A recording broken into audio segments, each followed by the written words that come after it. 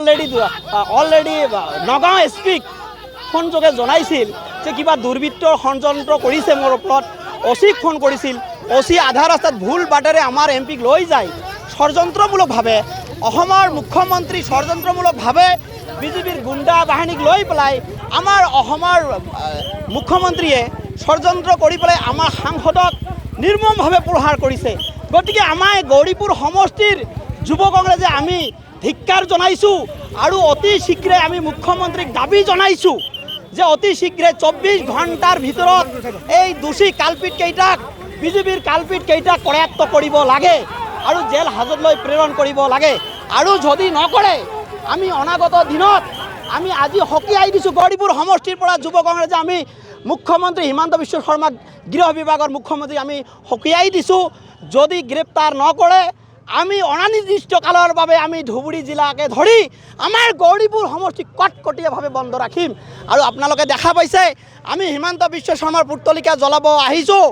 এতিয়া আমাৰ গৌৰীপুৰ অচিয়ে এই চৰকাৰখনত যিটো দালাল ৰাজ, অচিয়ে নিৰ্মমভাৱে আমাৰ ৰিফিউজিটো কাঢ়ি লৈছে আৰু এখেতৰ গাড়ীত কৰিছে, আমাক যা তা ব্যৱহাৰ কৰিছে আৰু দম দেখাইছে যে মোৰ নাম লিখি লওক গৌৰীপুৰ অচিয়ে।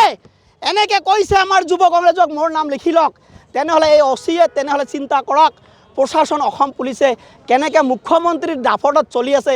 আমাৰ ৰাইজৰ যিখিনি কাণ্ড আমাৰ মানে যিখিনি তত্বাৱধানত থাকিব লাগে সেনেকৈ অসম পুলিচে ৰখা নাই, আমাৰ গৌৰীপুৰ পুলিচে তেনেকৈ ৰখা নাই। আমি দেখা পালোঁ তাৰ চৰিত্ৰ।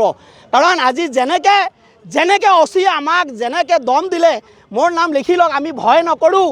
তেনেহ'লে যদি ভয় নকৰে আমি গণতান্ত্ৰিকভাৱে যুৱ কংগ্ৰেছে আমি ৰাস্তাত ওলাই আহিছোঁ। কাৰণ আমাৰ এজন জনপ্ৰতিনিধিক নিৰ্মমভাৱে প্ৰহাৰ কৰিছে আৰু এই মুখ্যমন্ত্ৰীৰ চামচা হৈ পেলাই আজি আমাক ইয়াতে ৰখাই পেলাই আমাৰ ৰিফিউজিটো লৈ গ'ল আৰু দেখাই দিলে আমাক যে আমি হিমন্ত বিশ্ব শৰ্মাৰ কথাত উঠা-বহা কৰোঁ, বিজেপি চৰকাৰৰ কথাত উঠা-বহা কৰোঁ, কিন্তু এই গৃহ বিভাগ যে আমাৰ ৰাইজৰ লগত নাই। এজন প্ৰতিনিধি যদি আমাৰ যদি তেনেকৈ যদি এজন প্ৰতিনিধি সাংসদ ভাৰতবৰ্ষৰ ভিতৰত 10 লাখ ভোটত জিকি পেলাই এজন সাংসদ হৈছে ধুবুৰী লোকসভাৰ পৰা, সেই সাংসদৰ যদি নিৰাপত্তা নাই তেনেহ'লে আমাৰ সাধাৰণ ৰাইজৰ, আমাৰ গৌৰীপুৰ সমষ্টিৰ ৰাইজৰ তেনেহ'লে আমাৰ কি নিৰাপত্তা থাকিব, অসমৰ ৰাইজৰ কি নিৰাপত্তা থাকিব। গতিকে আমি এই অসমৰ মুখ্যমন্ত্ৰীক অতি শীঘ্ৰে পদত্যাগ কৰিবলৈ দাবী জনাইছোঁ। গৌৰীপুৰ সমষ্টিৰ যুৱ কংগ্ৰেছৰ সভানেত্ৰী হাজবেণ্ড হিচাপে, জিলা কংগ্ৰেছৰ জেনেৰেল ছেক্ৰেটাৰী হিচাপে মই আৰু বেছি নকওঁ যে আমি আজিলৈকে বাট চাই থাকিম।